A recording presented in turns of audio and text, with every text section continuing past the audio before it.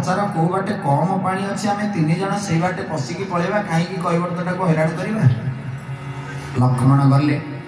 कैवर्त बसी डंगारे कैवर्त को लक्ष्मण जाके हाथ टिके जोड़े कहले कैवर्त भाई खाली तो एति कैवर्त कहले आपण से लक्ष्मण ठाकुर तो जी कहला टंका आणबू ना मारिदेवी आज कौन हाथ पात जोड़िल निश्चय किसी गोटे कौन मागुणी अच्छी आपणकर कौन दरकार ना मो भाई पचारे कौ बाटे कम पानी अच्छी पशिकी जाई हम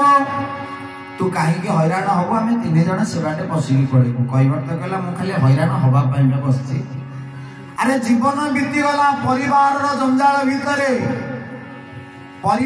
जंजाल भितर पड़ी केते हैरान होती ताठू कौन मो प्रभु को पार करवा बेसी कष्ट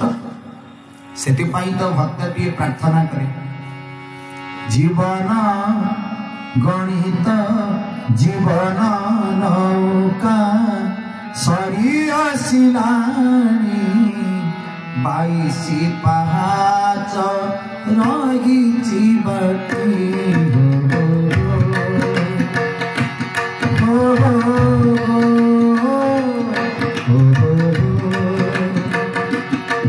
सते की चढ़ी थरे से पहाच सते की चढ़ी थरे से पहाच से चौपाई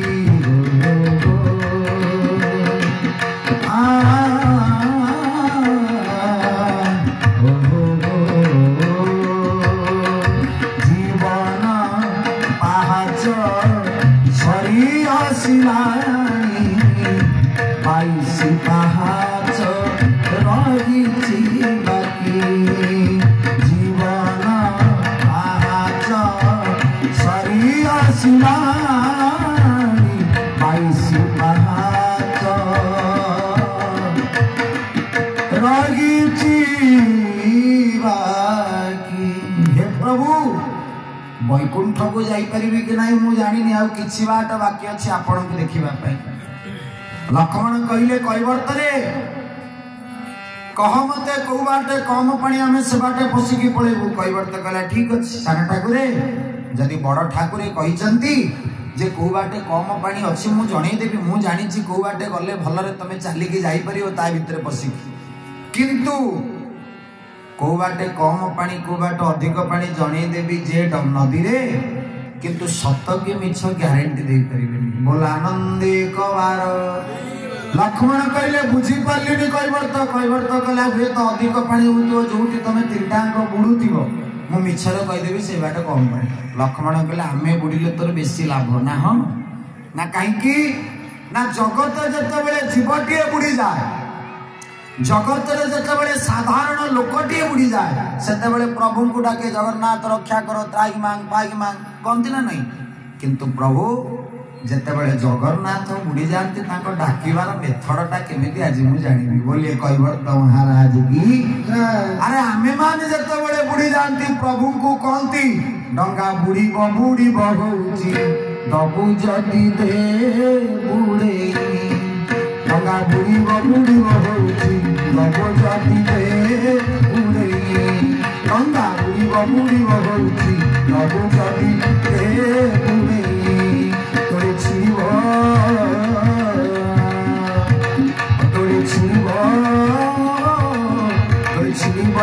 होउची दबु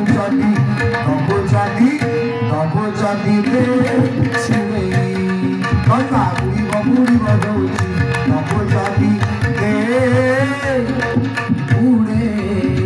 बोले भक्तवत्सल भगवान की। तो प्रभु मोर कौन कले लक्ष्मण कहले अरे मो भाई बुड़ीले तोर कौन लाभ ना भगवान जिते बुड़ी जाऊे तो पहरा शिखला वाला कहीं ना कहीं ना मुझे योजना करके घर को सब विदा कर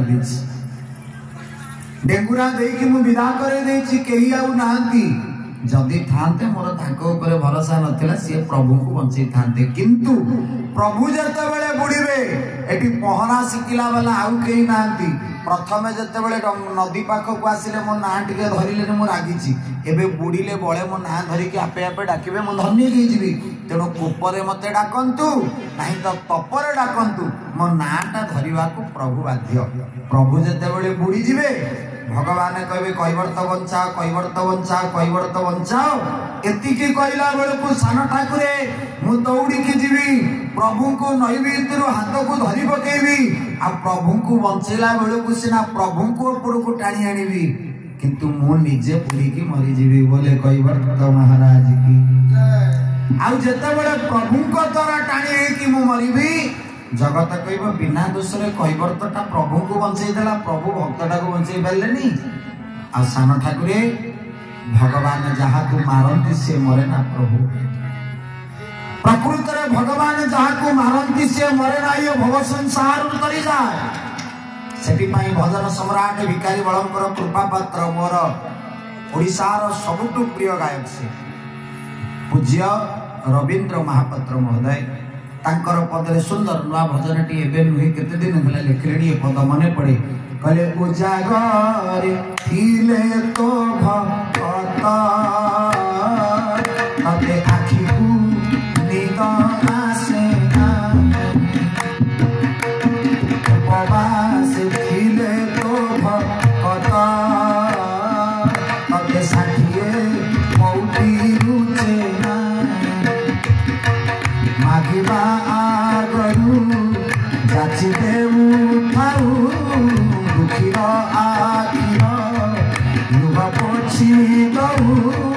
मागिबा आगरू जाची देऊ थाऊ दुखीर आखिर लुह पोछि दऊ जगबंधु जगतर साई नाही तो परी ठाकुर नहीं रे जगा तो परी ठाकुर नहीं रे जगा तो परी ठाकुर सी तो होचंती मो जगन्नाथ उजागरे थिले तो भकत जो चका आखी को निद आसे नहीं उपवासे थिले तो भकत तते षाठी पौटी भी रुचे नहीं सी होची मो जगन्नाथ आज प्रभु कौन कले लक्ष्मण चली आसिले फेरी आसिले प्रभु को पाखु कहले भाई आउ से बुझीबनी आपण व्यवस्था करंतु प्रभु कहले लक्ष्मण कौन करबा कह लक्ष्मण कहले भाई गोटे कथा केबे रागिबनी ना कौन कुछ कह ना आपण को मुह को देखिला परे मते लागु जे आपण को फुल इच्छा अछि।